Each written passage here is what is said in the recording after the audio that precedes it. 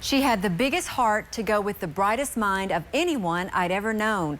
Those are the words Dr. Pam Petty used to describe her colleague and friend, Dr. Barbara Burch.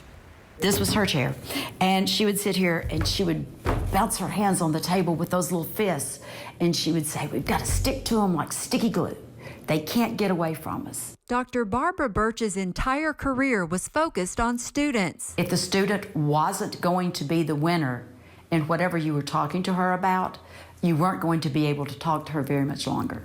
For the past 3.5 years, many of those conversations happened here at the Kelly M. Burch Institute for Transformative Practices in Higher Education. This institute's named for her daughter, who she loved more than life itself. It's here that Dr. Burch's legacy will be felt for generations to come. We don't have to wonder what Barbara would have wanted. Burch graduated from WKU in 1959 before completing her master's and doctoral degrees at Indiana University. She came back in 1996 as Vice President of Academic Affairs and later Provost. She loved every inch of WKU. I've seen her both throw back her head, laugh, and celebrate a WKU success, and I've seen her go to tears over struggles. Petty says her loss is of national interest. We would go to conferences around the country, and everyone knew her. It was like being in an entourage, her entourage, when you were with her. People would get on the elevator and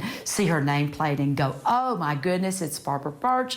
Oh, could I get my picture made with you? Could I?" As a transitional retiree, Burch was still co-teaching a leadership course with Petty, advising students and chairing numerous dissertation committees. And she believed that all things good that could come to this university would come through that student's success, one student at a time. Petty says no one will ever know how many times she opened her home and her wallet to make sure students had what they needed. She was the smartest person in the room and the most compassionate person in the room. And it's just really hard to find that combination.